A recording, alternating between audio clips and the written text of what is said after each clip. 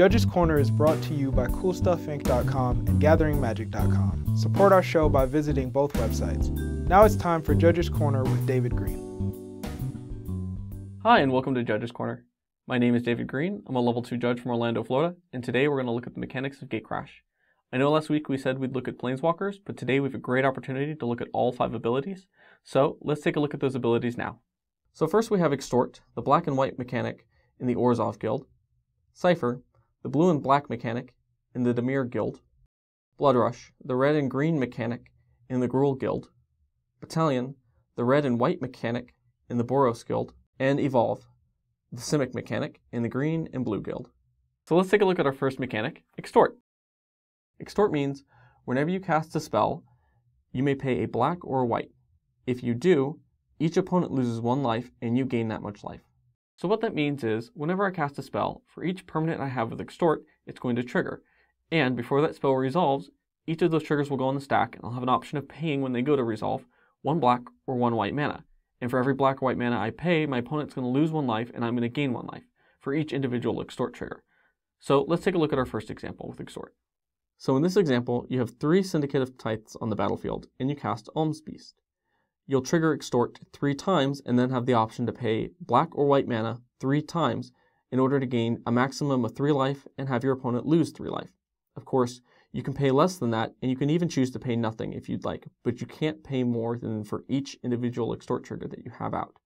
So let's look at some interactions of Extort. For example, if you cast a spell and your opponent wants to counter it, you can still get the Extort triggers even though the spell is countered. And if your opponent casts a spell and you want to counter it, you can wait to see if they're going to pay the Extort triggers or not before you decide to counter it. So let's take a look at another example. In this example, we're playing a multiplayer game against 3 opponents, and I have 1 permanent with Extort. When I go to cast a spell and pay for the Extort trigger, each of my opponents are going to lose 1 life, but I'm going to end up gaining 3 life instead. That's because each of my opponents lost 1 life, and I'm going to gain a life for each life my opponents lost. So that pretty much summarizes Extort. With that, let's take a look at our next mechanic, Cipher. So, Cipher says, you may exile the spell card encoded on a creature you control. Whenever that creature deals combat damage to a player, its controller may cast a copy of this card without paying its mana cost. So, Cipher is actually a pretty complex mechanic. What it means is, whenever you play this spell with Cipher, before it finishes resolving after you've gotten the effect on the card, you can choose to exile it and encode it on one of your creatures. And then that encoded creature, whenever it deals combat damage to your opponent, will get you 1 free copy of that spell right then and there. And it'll continue to get a free copy every single time it deals damage successfully. You don't have to get the copy if you don't want to, but it's a free copy.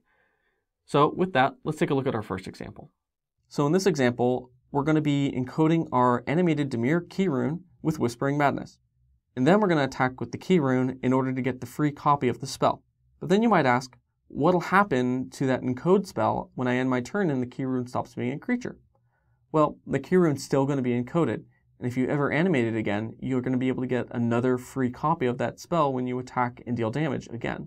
And as long as it remains on the battlefield, and as long as the encoded spell remains exiled, you're going to still leave it encoded for as long as you want. You could even encode it again and again, and then get multiple triggers of the encode when you attack. And that's true for anything that you encode. So this example is great because it shows a couple of things. We can encode things, and if they stop becoming creatures, they're still encoded. Also, we can encode things after we play the spell, attack, and get the copy right away. And we can encode things with multiple encode spells and get multiple encoded triggers each time they deal damage successfully. So we're almost done with Cipher, but before we move on, I want to take a look at a few other things. For example, if you have a creature encoded with Cipher and I take control of it and attack you with it, I get the free copy. Another example is, if a copy is put on the stack, but a Thalia is in play, you still have to pay 1 for it.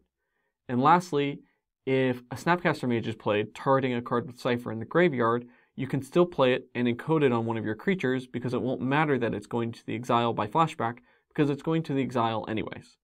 So, without further ado, let's take a look at our next mechanic, Bloodrush. So Bloodrush is an ability that means you pay the cost and discard this card in order to give target attacking creature this card's power and toughness in addition to its own, along with any keyworded abilities on that card.